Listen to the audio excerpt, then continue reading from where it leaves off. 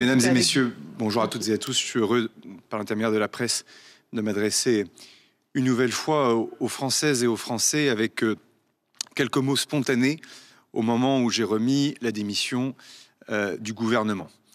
Être Premier ministre est une tâche difficile, sans doute encore un peu plus difficile en ce moment, mais on ne peut pas être Premier ministre lorsque les conditions ne sont pas remplies. Depuis 3 semaines, pourtant, j'ai tenté de bâtir les conditions pour lesquelles nous pourrions faire adopter un budget pour la France, pour l'État, mais aussi pour la sécurité sociale et répondre à quelques urgences importantes qui ne peuvent pas attendre 2027, l'élection présidentielle. Je ne veux pas toutes les citer, mais on le sait, sécurité du quotidien, les questions liées au pouvoir d'achat et au travail, la Nouvelle-Calédonie, les armées, dans un contexte international difficile, et tant d'autres sujets.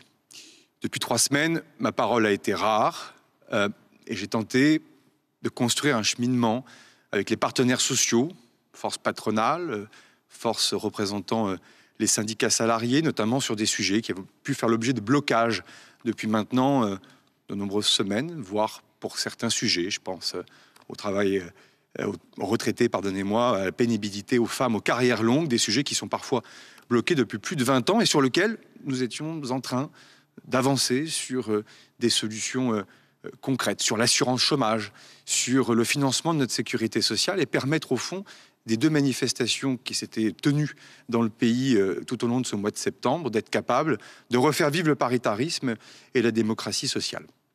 Ce temps, je l'ai aussi consacré avec les formations politiques du socle commun pour bâtir une feuille de route, mais aussi évidemment de l'opposition, puisque c'est elle qui décide en grande partie du sort et de l'avenir non seulement du gouvernement, mais aussi du pays à travers l'adoption ou non d'un budget.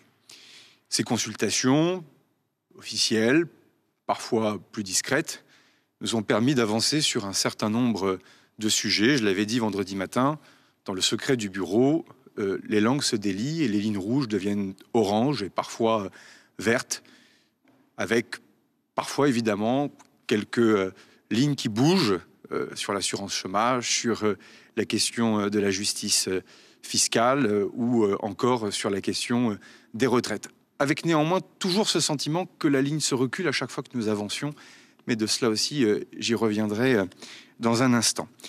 Et puis, j'en suis arrivé à la conclusion vendredi dernier qu'au fond, le Parlement devait toujours avoir le dernier mot, que l'article 49, alinéa 3 de la Constitution était un moyen de contraindre sa majorité dans l'esprit du constituant, notamment de Michel Debré et du général de Gaulle, et que cela ne servait à rien de donner l'impression que les débats n'iraient pas jusqu'au bout. En ce lundi matin, les conditions n'étaient plus remplies pour que je puisse exercer ces fonctions de Premier ministre et permettre au gouvernement d'aller devant l'Assemblée nationale demain. Pour 3 raisons. La première, c'est que précisément ces formations politiques ont fait mine parfois de ne pas voir le changement, la rupture profonde que représentait le fait de ne pas se servir de l'article 49 alinéa 3 de la Constitution. C'est-à-dire qu'au fond, il n'y avait plus de prétexte pour une censure préalable. En tout cas, il n'y avait plus de prétexte pour faire que les parlementaires refusent de faire leur métier de parlementaire, c'est-à-dire de discuter la loi, de l'amender, et le cas échéant, de voter ou non un texte. Et cette rupture, je le dis, elle a été soulignée par un certain nombre d'observateurs, d'acteurs de la vie politique, certains opposants d'ailleurs qui le demandaient historiquement, mais elle n'a pas permis ce choc de se dire on peut faire différemment et on peut construire les choses différemment.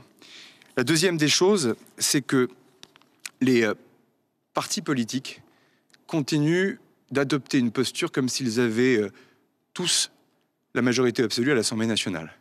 Et au fond, je me suis retrouvé dans une situation dans laquelle j'étais prêt à des compromis, mais chaque parti politique veut que l'autre parti politique adopte l'intégralité de son programme. C'est vrai des formations parfois du socle commun, c'est vrai aussi des oppositions. Or, nous l'avons dit, pas de coalition large, c'est un choix qui a été fait par les différentes formations politiques de l'opposition, de ne pas venir avec le socle commun au gouvernement, mais de permettre les débats et d'organiser ensuite les compromis, sachant que les compromis ne sont pas la compromission. Mais pour cela, évidemment, il faut changer d'état d'esprit et ne pas vouloir appliquer l'intégralité de son projet et de son programme.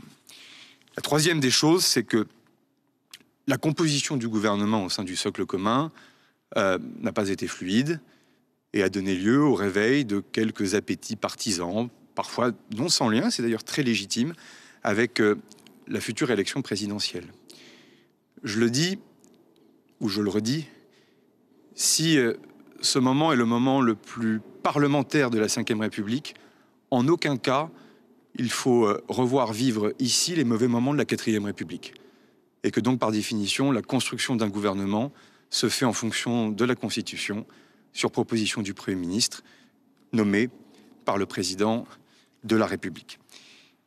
Le dernier message que je veux dire aux Français, c'est qu'au fond, et c'est un message véritablement d'espoir et d'optimisme, de caractère, je ne le suis pas toujours, mais il suffirait de peu pour que ça fonctionne. J'avais dit ici même, on va y arriver, et je veux le redire, dans le secret des échanges que j'ai pu avoir, il suffirait de peu pour que l'on puisse y arriver. En étant plus désintéressé, pour beaucoup, en sachant aussi faire preuve d'humilité, peut-être aussi un peu parfois d'effacement de certains égos. Et je me suis employé, en tout cas je l'espère, à le faire. Ensuite, toujours avoir le sens de l'intérêt général et du fond. Ce qui compte, c'est ce qu'on va faire, en ayant l'humilité de considérer que certaines choses peuvent être faites avant 2027, d'autres choses seront faites ensuite, pendant le débat de l'élection présidentielle. Et au fond, il y a beaucoup de lignes rouges dans la bouche de beaucoup, en tout cas de certains, pas de tous, pas de tous. Il y a rarement des lignes vertes. Or, le principe même de bâtir un compromis entre les formations politiques, c'est d'être capable justement de conjuguer des lignes vertes et de tenir compte d'un certain nombre de lignes rouges. Mais on ne peut pas être dans les deux extrêmes, et certaines formations politiques de l'opposition l'ont compris, et je tiens à les remercier. Désormais, il faut que l'on puisse avancer, en tout cas que celles et ceux qui veulent trouver un chemin pour le pays puissent avancer. Et le dernier point, et je le dis avec respect, moi qui suis un militant, qui au fond est gravi les marches de la méritocratie républicaine grâce à l'élection comme maire, comme président de département, comme sénateur, je suis un militant et j'ai du respect pour celles et ceux qui s'engagent, mais il faut toujours préférer son pays à son parti. Et il faut savoir écouter ses militants, mais toujours penser aux Françaises et aux Français. Merci à toutes et à tous. Je vous remercie.